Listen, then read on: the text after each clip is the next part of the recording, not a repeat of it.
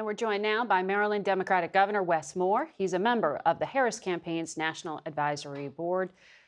Governor, I have a lot to get to with you, but I want to start on where we left the conversation with the senator from Ohio, JD Vance. He argues that talking about this strain on the local community from migrant populations should not be dismissed as racist by the Harris campaign and should be discussed on its merits. What do you make of the continued push to focus the conversation here? Well, I mean, there's a remarkable amount of not just inaccuracies, but dog whistling that we heard from that. But, you know, of all the many things that I think were really problematic with what Senator Vance said, when at the end of the interview, when he started talking about just some local elected official and what they have to say, these are people who are closest to the ground. These are the people who are closest to their constituents. These are public servants, and these are partners inside the work. And in the case of that mayor, that's a Republican who's saying that this isn't about politics, and it's not about politicizing this issue. We know that to be able to address these issues, and particularly big, complex issues like the border crisis that our nation continues to confront, we have to do it in partnership.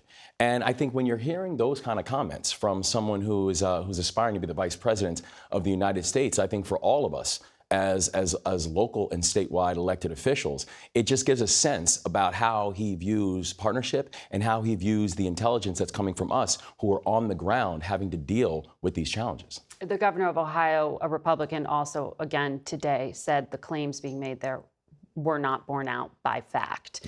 But he's also asking for federal help with a very real thing, strain from the migrant population. Should the Harris campaign talk about that more? Should the federal government be doing more? Yeah, well, the federal government absolutely needs to do more, as is Congress. And I think that that's part of the reason why the frustration that we saw when it came to things like the border deal, which was a bipartisan deal that we had both Democrat and Republican support for, that one of the anchors and one of the authors was one of the most conservative people within Congress, Senator Lankford. And the deal was killed because Donald Trump said that this was not going to be advantageous to my campaign. So the challenge is what we're seeing from both Donald Trump and JD Vance is we're receiving political talking points, but we're not receiving actually actionable ideas to be able to address the issue. But I guess on the issue of empathy or understanding, should there be more recognition, not just, oh, we tried and it didn't get through up at the national level, but on the local? Reach out to Governor DeWine and say, I understand you have problems with your hospitals, with your safety, with the languages. Those things are real. Yes, they are real. And frankly, those conversations have happened. You know, we've had conversations for continuing on for months with the White House, with the administration about what we're seeing on the ground and about the supports that we need. So we know that we actually have an administration that is working in partnership with us. And in the case of Vice President Harris, we have a presidential candidate who actually uses the power of personal connection to be able to connect with us as state and local leaders from what we're seeing in the state of Maryland, what other governors are seeing around the country, and actually coming up with plans together to be able to address this crisis. I want to ask you about the Harris campaign because you are out campaigning for them. And there's a big push in the coming days to focus in on Black voters in particular. The NAACP released a poll on Friday that showed while Black Americans overwhelmingly identify as Democrats, over 1/4 of Black men under 50 said they would support the Republican candidate in this year's election. Why do you think that younger male Black voters are changing their association like this? You know, I think there's especially for younger Black men, there is a frustration.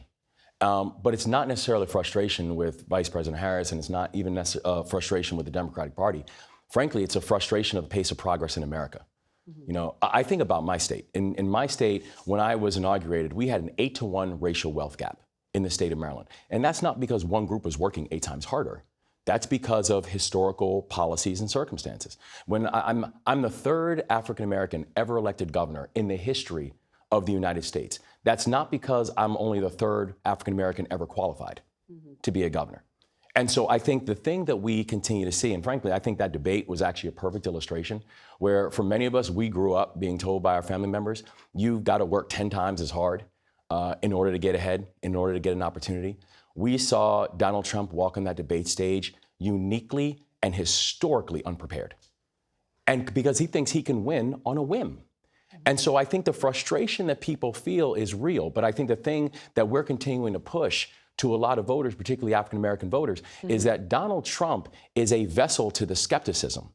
But what he is not is actually a vehicle for the solution. Let me ask you about something on the debate stage that the vice president said. I know you served in the Army and you deployed to Afghanistan. During the debate, Vice President Harris said this.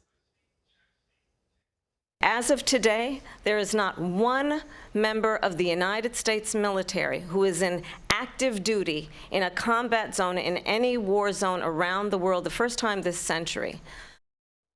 That's false. That's alienating the military families. What was the intent?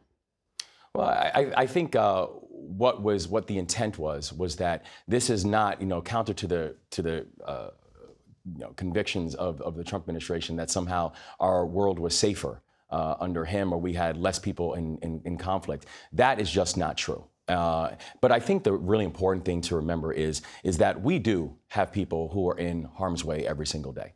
We have soldiers, sailors, airmen, and Marines, Coast Guardsmen who every single day are out there with our flag on their shoulder and who are defending our freedoms and defending our values. We have to make sure that we're not just supporting them in their operations, but also making sure that we're supporting them when they come back home, making sure that we're supporting their families. And frankly, what we have seen from this administration, where we saw an administration who was able to pass things like the PACT Act to make sure that we are addressing the people who are coming back from Iraq and Afghanistan who are having burn pit exposure, that we actually have an administration who is focusing on things like being able to support a Department of Veterans Affairs. And the thing that we've actually heard, in fact, recently, as recently as yesterday, from Senator Vance, is that he wants to privatize the Department of Veterans Affairs. We've got to make sure we're supporting our soldiers, our sailors, our airmen and Marines, not just while they're deployed, but also while they are coming home. And frankly, we have one campaign, the Harris-Walz campaign, that actually has a vision for that.